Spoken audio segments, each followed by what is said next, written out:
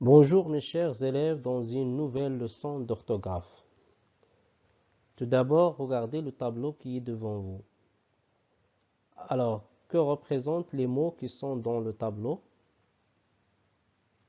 Bien sûr, ce sont des homonymes. Prenons le premier exemple.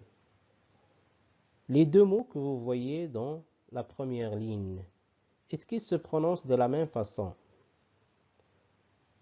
Évidemment, ils ont la même prononciation. On dit A pour le premier et on dit aussi A pour le deuxième. Aucune différence. Mais regardez l'orthographe. Est-ce qu'ils s'écrivent de la même manière? Non, ils ne s'écrivent pas de la même manière. Le premier A s'écrit sans accent et le deuxième A s'écrit avec accent. Maintenant, le premier A, est-ce un verbe ou bien un adjectif ou bien une préposition ou bien un adverbe? Oui, A sans accent, c'est un verbe. Et le deuxième A, c'est une préposition. Alors, ils n'ont pas la même classe grammaticale. Alors, qu'est-ce qu'on déduit? On déduit que les homonymes sont des mots qui se prononcent de la même façon, mais qui s'écrivent différemment et n'ont pas la même nature grammaticale.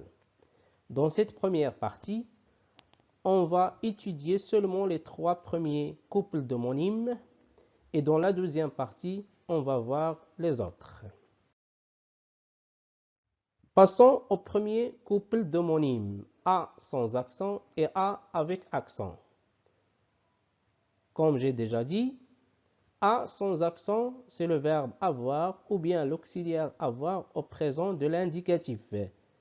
Elle est précédée par il, troisième personne du singulier, par exemple, elle a mal au ventre, ou bien elle a fait ses exercices. Ici, c'est un auxiliaire. Elle, féminin, par exemple, elle a peur, ou bien précédé par en, le pronom indéfini, par exemple, on a de la chance, ou bien un groupe nominal singulier, par exemple, notre voisin a un grand chien. A avec accent, c'est une préposition. Et aussi, c'est un mot invariable et ne se change pas. Elle a toujours cette orthographe avec accent. Et elle ne se change pas, c'est pas comme le verbe avoir. Exemple, elle va à l'école, Ayoub se prépare à passer l'examen. Ce deuxième couple d'homonymes, en santé et en avec T. En santé, c'est un pronom indéfini qui représente généralement la troisième personne du singulier, à savoir il ou bien elle.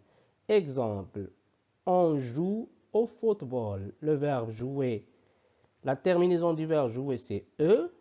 Alors, il a besoin d'un groupe nominal sujet. Ici, c'est le pronom indéfini en. Un autre exemple, le professeur nous dit qu'on aura une évaluation demain.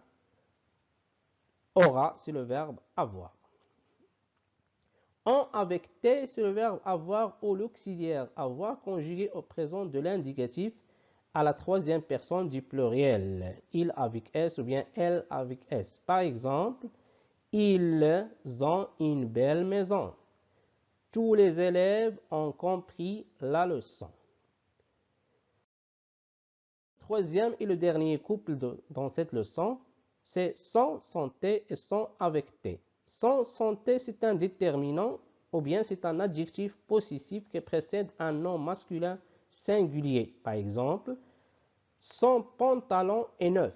Pantalon, c'est un nom singulier. Son déterminant, c'est sans. Mehdi fait son exercice.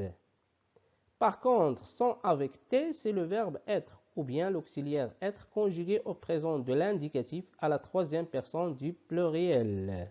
Exemple, ils sont heureux, mes parents sont allés à Agadir.